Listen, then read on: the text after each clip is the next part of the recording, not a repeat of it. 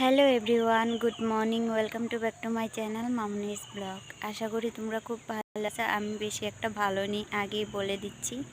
আজকে কয়েকদিন ধরেই মন মেজাজটা একটু খারাপ। তবু কালকে ভেবেছিলাম ব্লগ দিব, কালকে ছোট ছেলেটার শরীরটা একটু খারাপ ছিল, তাই ব্লগ শ্যুট করতে পারিনি। আর আজকেও ওয়েদারটা দেখো, বৃষ্টি পড়ছে হালকা হালকা। ভাবলাম বাড়িতে তো কারেন্ট নেই, তো ভাবলাম বাইরে এসে তোমাদের সাথে কিছু কথা বলা যাক। আজকে আমার পরিস্থিতিটা অনেকটাই খারাপ। আশা করে আসছিলাম, আবার ইউটিউবটা শুরু করেছিলাম আশা করে, কিন্তু সেটাও হচ্ছে না।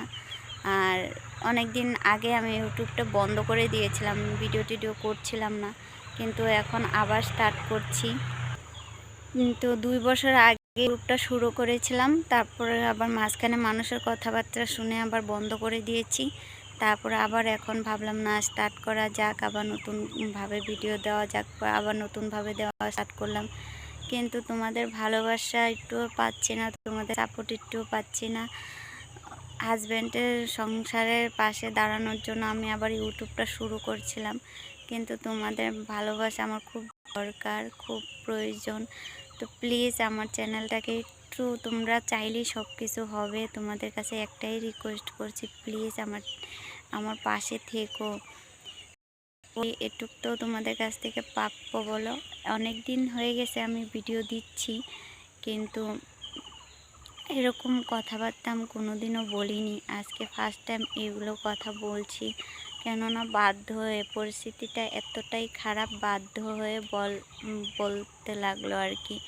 খুবই খারাপ। আর এখন আমার কাজেরও চাহিদা খুব কমে গেছে, কাজ করতে পারতেছি না। আর হাজব্যান্ডে আমার দুটা অপারেশন হওয়ার পর বাড়িতেই ছিল, অনেক দিনে জন্ম করতে পারতাম না, তাই ও বাড়িতেই ছিল। আর সংসারটা যেহেতু আলাদা হয়ে গেছে, এখন তো পরিস্থিতি আরোটা টাফ হয়ে গেছে চালানো। দুইটা বাচ্চাকে খরচ, তো সংসারের খরচ, অনেক কিছুই টাফ হয়ে গেছে। তো অনেক আশা নিয়ে আবার ইউটিউবটা শুরু করেছি। তোমরা চাইলেই সব কিছু হবে। তোমাদের কাছে একটাই রিকোয়েস্ট, প্লিজ আমার পাশে একটু থাকার চেষ্টা করো, আমাকে একটু সাপোর্ট করো। তোমাদের ভালোবাসা পেয়ে আশা করছি, প্লিজ তোমরা একটু হেল্প করো আমাকে একটু। আমার আগের ভিডিও দেখলে হয়তো বুঝতে পারবে, আমি ওরকম ভিডিও কোনোদিনও বানাইনি। আজকে আমার এত খারাপ লাগছে, পরিস্থিতিটা অনেকটাই খারাপ হয়েছে। হয়তো আমি আজকে কথাই বলতে পারবো না, কান্না হয়ে যাব।